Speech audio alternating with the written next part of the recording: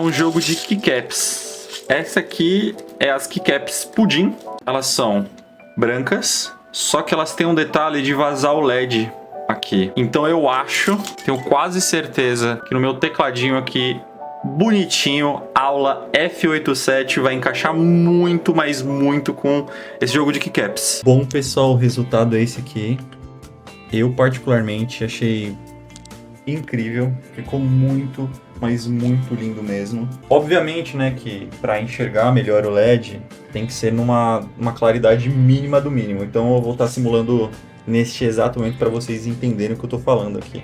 Alexa, desligar luzes. Tudo bem.